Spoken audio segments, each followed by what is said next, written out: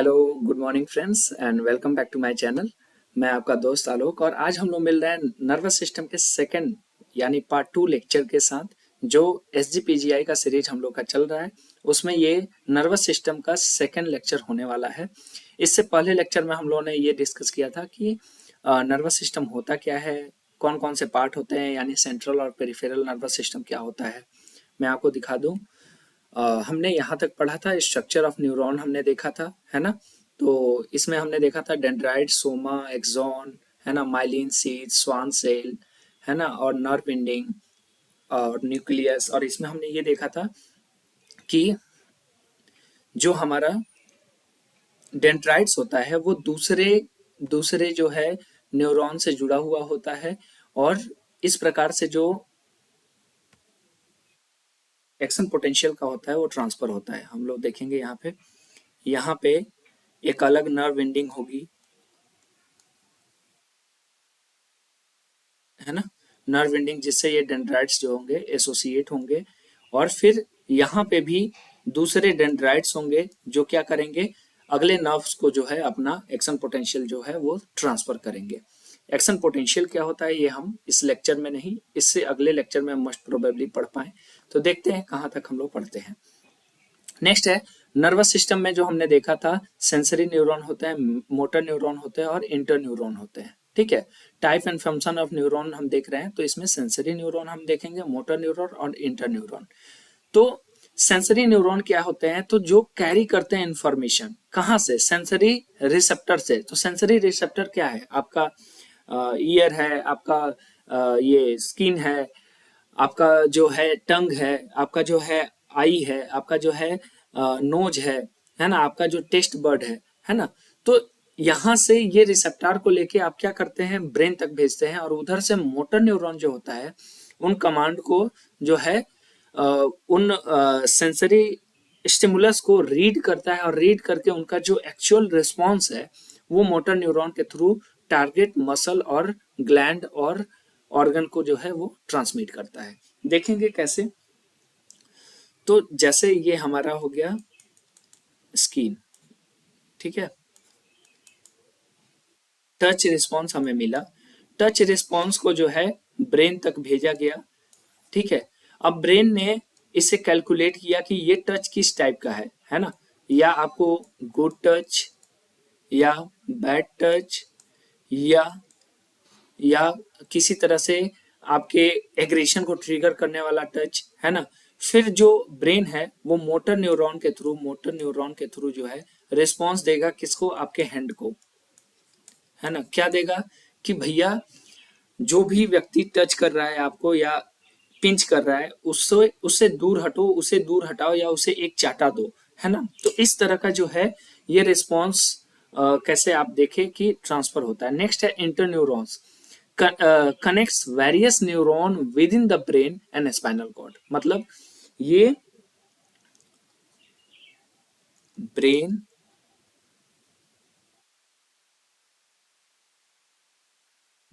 और spinal cord, brain और spinal cord को जो है बहुत सारे न्यूरॉन्स के थ्रू इंटरकनेक्ट करता है। ठीक है, ताकि कोऑर्डिनेशन बना रहे, कोऑर्डिनेशन जो है वो स्थापित हो सके, और ब्रेन और स्पाइनल कॉर्ड एक साथ चीजों को जो है वो रिस्पॉन्ड कर सके, है ना, एक समान वे में चीजों को वो रिस्पॉन्ड कर सके। नेक्स्ट है बहुत तरह के जो है न्यूरॉन्स होते हैं, जैसे यूनिपोलर, है ना। तो इसमें क्या आपको एक जो सेल बॉडी देखने को मिल रहा है और एक डेंड्राइट्स देखने को मिल रहा है। स्यूडो यूनिपोलर मतलब फाल्स यूनिपोलर, है ना, वो दिखते यूनिपोलर की तरह है। जिधर से देखोगे, देखो मान लो आप इधर से देखोगे तो आपको यूनिपोलर दिख रहा है, इधर से भी देखोगे तो आपको एक यूनिपोलर दिख रहा है, तो इसीलिए इसका नाम पड़ा स्यूडो यूनिपोलर। ये है बाईपोलर, है ना। ये आप कहीं से भी देखोगे आपको दो पोल नजर आएंगे, ठीक है, और एक सेल बॉडी नजर आएगा। ये है मल्टीपोलर, है ना, मल्टीपल पोल नजर आ रहे हैं इसमें। ठीक है, और नेक्स्ट है आपका एनेक्सोनिक, इसमें केवल आपको सेल बॉडी और डेंड्राइट्स जो है वो देखने को मिल रहे हैं। नेक्स्ट है सेंट्रल नर्वस सिस्टम क्या होता है ना। तो CNS act as the body's command centre. देखो ब्रेन और स्पाइनल कॉर्ड का काम क्या है, ये एक प्रकार का स्टेशन है ना। जैसे आप क्या करते हो, रेलवे से कहीं भी सफर करो, आप किसी ना किसी प्लेटफॉर्म, किसी ना किसी स्टेशन के किसी ना किसी प्लेटफॉर्म पे उतरोगे। उसी प्रकार से जो भी एक्शन पोटेंशियल है, चाहे हमें एनवायरनमेंट से मिले हैं, चाहे हमारे बॉडी के किसी सिस्टम से मिले हैं, वो अंत में रिले कहाँ जाके करेगा, रिले करेगा हमारे सेंट्रल नर्वस सिस्टम पे, ब्रेन या स्पाइनल कॉर्ड पे। ठीक है दोस्तों, तो इसीलिए कहा जा रहा है कि ये कमांड सेंटर है। यहीं से हम डिस्टिंग्विश करते हैं कि भैया हमें रिस्पॉन्ड क्या करना है, हमें किन स्टिमुलाइज को कैच करना है, किन स्टिमुलाइज को डिनाई करना है ना। और ये प्रोटेक्टेड होता है किससे, स्कल से। हम इसके बारे में पिछले लेक्चर में चर्चा कर चुके हैं। और वर्टिब्रल कॉलम, वर्टिब्रल कॉलम में आपका स्पाइनल कॉर्ड होता है। ठीक है, एक प्रकार से मैं वर्टिब्रल बॉडी आपको बना के दिखा दूं।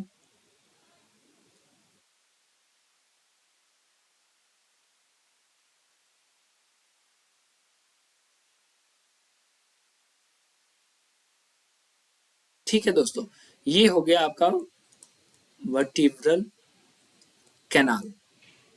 ठीक है, और इसी में आपका स्पाइनल कॉर्ड रहता है ताकि वो प्रोटेक्ट रह सके। ठीक है, समझ गए दोस्तों। नेक्स्ट है ब्रेन। तो ब्रेन मेजर प्रोसेसिंग यूनिट है ना। जैसे आपके शरीर का जो सीपीयू है ना, सेंट्रल प्रोसेसिंग यूनिट है, वो जो है आपका ब्रेन है। ठीक है, फर्दर डिवाइडेड इनटू, और ये 4 प्रकार से डिवाइड होता है, देखेंगे हम लोग क्या क्या। तो आपका सेरिब्रम है जो इसका मुख्य हिस्सा है, सेरिबेलम है, ब्रेन स्टेम है, डायनसिफ्लॉन है और स्पाइनल कॉर्ड है।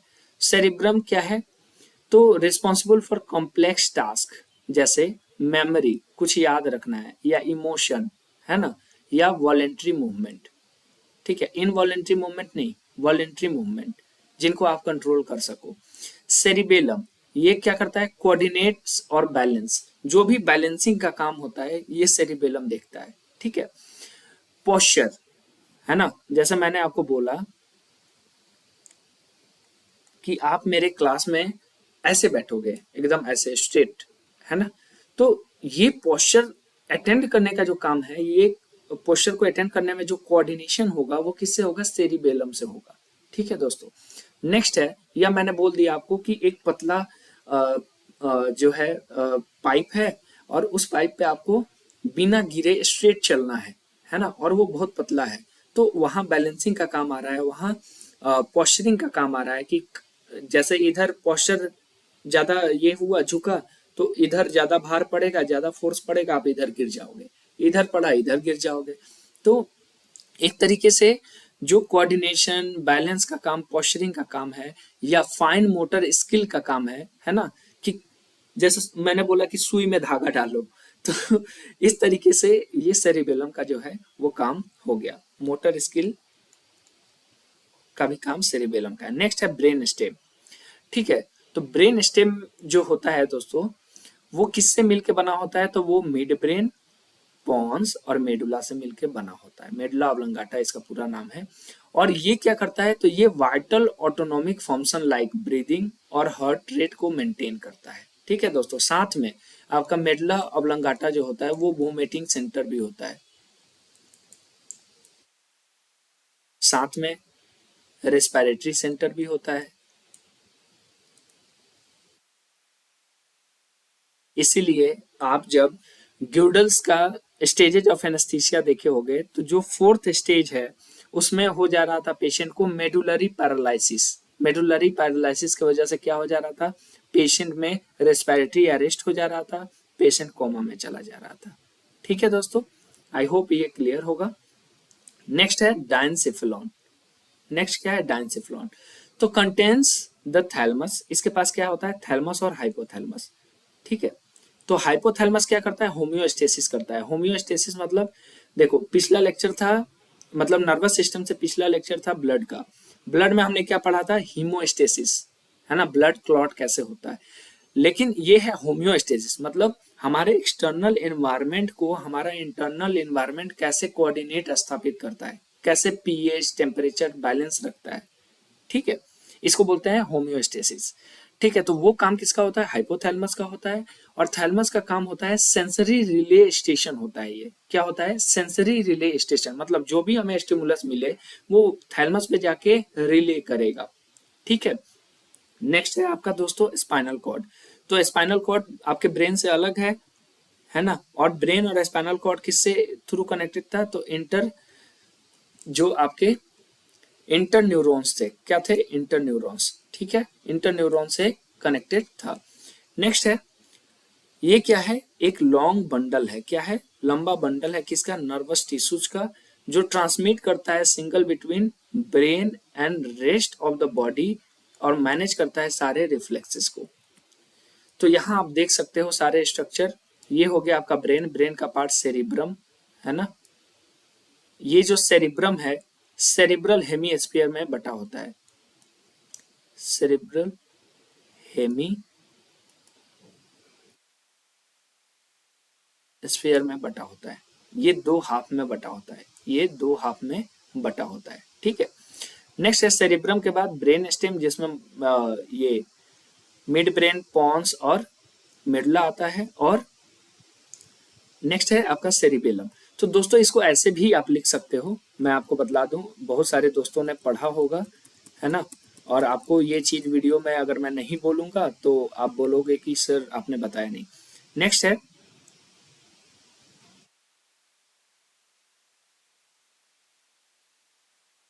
सेरिब्रम को हम बोलते हैं फोर ब्रेन। ठीक है, FORE, फोर ब्रेन। और ब्रेन स्टेम को हम बोलते हैं मिड ब्रेन। और सेरिबेलम को हम बोलते हैं हाइंड ब्रेन। तो ऐसे देखेंगे तो ये तीन टाइप के हो गए, mid brain, fore brain, hind brain. ठीक है, तो मिड ब्रेन का पार्ट क्या था? सॉरी, मिड ब्रेन का पार्ट है आपका पॉन्स मेडुला, है ना। और आपका ये सेरिबेलम जो हो गया वो हाइंड ब्रेन का पार्ट हो गया। ठीक है दोस्तों, आई होप ये क्लियर होगा, आपको स्ट्रक्चर भी दिख रहा होगा। नेक्स्ट है पेरिफेरल नर्वस सिस्टम। अभी तक हमने सेंट्रल नर्वस सिस्टम पढ़ा, तो पेरिफेरल नर्वस सिस्टम जो है इसके पास क्या होता है? तो all the nerves that branches out from the central nervous system to the rest of body. इसमें सोमैटिक और ऑटोनोमिक नर्वस सिस्टम होता है। सोमैटिक के पास क्या होता है? वॉलेंट्री और इनवॉलेंट्री कंट्रोल, यानी सेंसरी और मोटर इम्पल्सेज होते हैं। और ऑटोनोमिक के पास आपका सिंपैथेटिक और पैरा सिंपैथेटिक। ठीक है दोस्तों, यही यहाँ दिखा रखा है। ये क्या कंट्रोल करता है? तो रेगुलेट्स इनवॉलेंट्री बॉडी फंक्शंस जैसे हार्ट रेट, डाइजेशन। डिवाइड करेंगे तो systemic nervous system, sorry sympathetic nervous system trigger करता है फाइट एंड फ्लाइट रिस्पॉन्स को, पिछले क्लास में भी हमने बता चुका है। और पैरासिम्पैथेटिक नर्वस सिस्टम जो है वो मैनेज करता है रेस्ट एंड डाइजेस्ट को, है ना।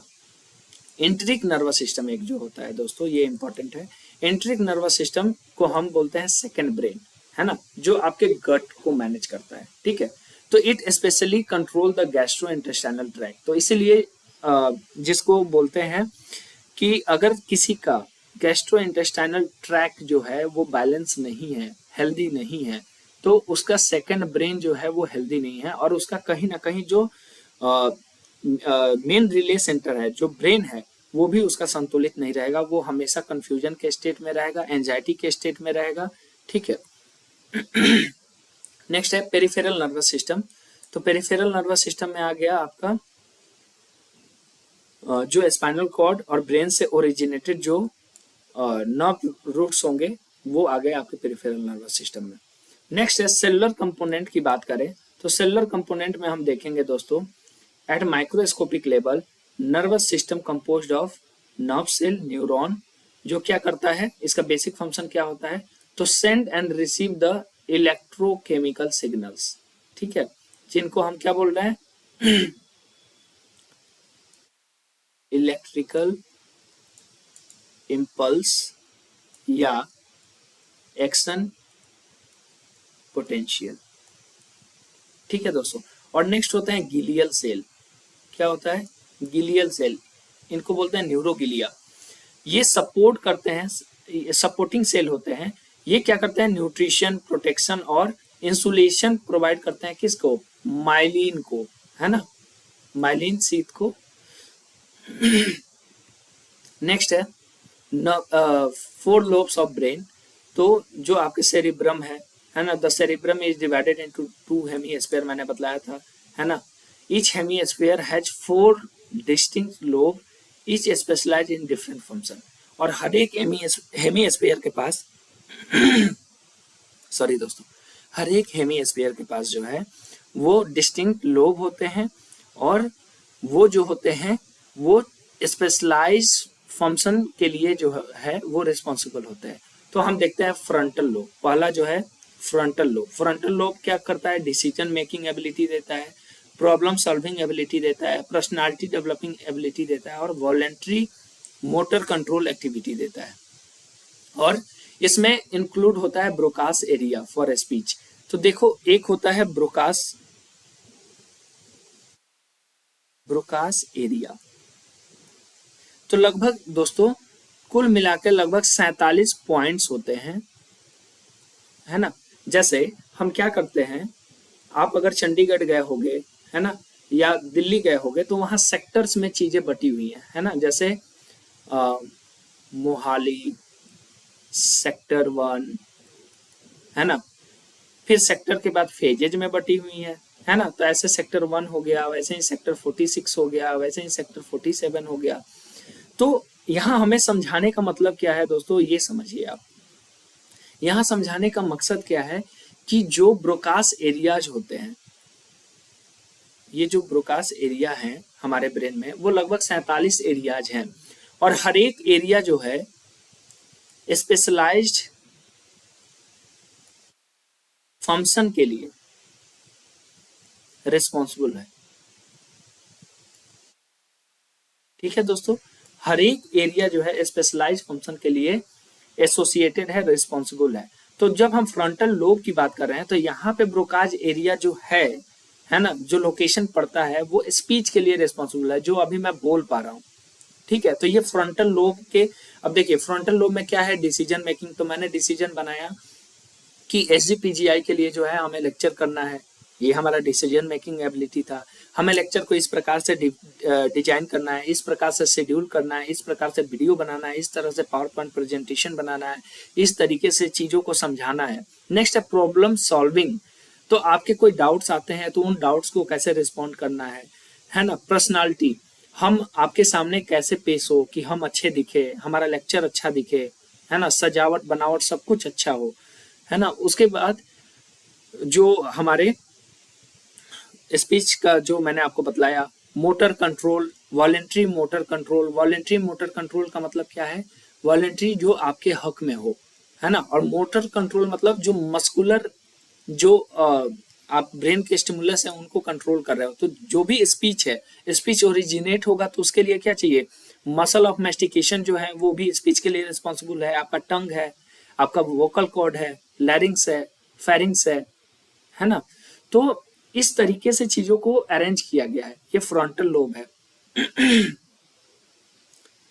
नेक्स्ट है दोस्तों पेराइटल लोब। सॉरी। तो पेराइटल लोब क्या है, processing sensory information like touch, temperature, pain and spatial orientation. Next है टेम्पोरल लोब। टेम्पोरल लोब दोस्तों, पेराइटल लोब यहाँ है, टेम्पोरल लोब यहाँ है, जस्ट आपके ईयर के ऊपर, है ना। ये क्या करता है, तो ऑडिटरी इंफॉर्मेशन को प्रोसेस करता है, जो भी आपने सुना उसको प्रोसेस करता है कि भैया क्या क्या बोला है सामने वाले ने। नेक्स्ट है मेमोरी। मेमोरी को भी ये कंट्रोल करता है, कैसा, तो इंक्लूडिंग हिपोकैम्पस, है ना। ये भी आपके ब्रेन का एक स्ट्रक्चर है। नेक्स्ट है दोस्तों ये 3rd नंबर था टेम्पोरल लोब। 4th नंबर है ऑसिपिटल लोब। तो ये ऑसिपिटल है, ये विजुअल प्रोसेसिंग सेंटर होता है। जो भी आपने देखा, है ना, आप लेक्चर में देख रहे हो कि सर क्या पढ़ा रहे हैं, है ना, आपने बहुत सारे इमेजेस देखे, फिगर्स देखे, और आपने उसे याद किया, आपने विजुअलाइज किया, अच्छा 47 एरियाज होंगे, तो 47 एरियाज कहाँ कहाँ कैसे डिस्ट्रीब्यूट होंगे, है ना। तो दोस्तों इसके साथ फिर हम लोग नेक्स्ट पढ़ रहे हैं क्या, तो जो ब्रेन से ओरिजिनेट होने वाले नर्व्स हैं तो इनको बोलते हैं हम क्रेनियल नर्व्स। क्या बोलते हैं? Cranial nerves. तो ये जो क्रेनियल नर्व्स होते हैं ये रोमन में लिखे जाते हैं 1 to जो है ये 12 क्रेनियल नर्व होते हैं। कौन कौन से होते हैं हम इसमें पढ़ लेते हैं और उनके काम क्या होते हैं। तो फर्स्ट है हमारा ऑल्फैक्टरी नर्व। क्या है? ऑल्फैक्टरी। तो दोस्तों ऑल्फैक्टरी नर्व जो होते हैं वो स्मेल से रिलेटेड होते हैं। तो ये हमें बतलाते हैं सेंस ऑफ स्मेल, है ना, कि आपको अच्छा सुगंध आ रहा है या गंदा सुगंध आ रहा है। ऑप्टिक जो होते हैं वो विजन के लिए। ऑक्यूलोमोटर जो होते हैं वो आई मूवमेंट या प्यूपिल कंस्ट्रिक्शन के लिए। ट्रोक्लियर जो होते हैं ये 4th नंबर, ये डाउनवर्ड या इनवर्ड आई मूवमेंट, डाउनवर्ड या इनवर्ड आई मूवमेंट के लिए। और ट्राइजेमिनल जो होते हैं वो फेशियल सेंसेशन या चेविंग के लिए, कोई भी चीज चबाने के लिए। ये ट्राइजेमिनल नर्व है ना। जब इन नर्व का आप देखोगे एनाटॉमिकल बुक में तो यहाँ इसकी ब्रांचेज पीले पीले दिखाई जाएंगे। नेक्स्ट है एब्ड्यूसेंस नर्व जो होता है वो 6 नंबर होता है और ये लैटरल आई मूवमेंट के लिए, है ना, लैटरल आई मूवमेंट के लिए। नेक्स्ट फेशियल नर्व जो होता है वो एक्सप्रेशन या टेस्ट फ्रंट ऑफ टंग में टेस्ट के लिए रिस्पॉन्सिबल होता है और फेशियल एक्सप्रेशन। तो जैसे मैं खुश होता हूँ या मैं रोता हूँ या मैं उदास होता हूँ तो उस तरह के फेशियल एक्सप्रेशन में ये जो है, आप किसी से मिलते हो तो मुस्कुरा के उनका स्वागत करते हो। तो फेशियल एक्सप्रेशन के लिए फेशियल नर्व जो 7th नंबर नर्व है वो रिस्पॉन्सिबल है। और साथ में टेस्ट में भी इसका जो होता है टेस्ट प्रोसेस करता है ये, कि कौन सा टेस्ट है, बीटर है, स्वीट है, सावर है। नेक्स्ट है वेस्टिब्यूलो कोक्लियर 8 नंबर जो नर्व है वो है आपका हियरिंग और बैलेंस के लिए, है ना। वर्टिगो आपने सुना होगा, है ना, वर्टिगो डिजीज। नेक्स्ट है ग्लासोफेरेंजियल, ये 9th नंबर है और ये सॉलोइंग, किसी चीज को निगलने के लिए, सॉलोइंग और टेस्ट के लिए। तो ये back of tongue, front of tongue नहीं, बैक ऑफ टंग में जो टेस्ट है वो दोस्तों हम लोग जब पढ़ते थे तो एनाटॉमी में हमें टंग पढ़ाया जाता था, ठीक है।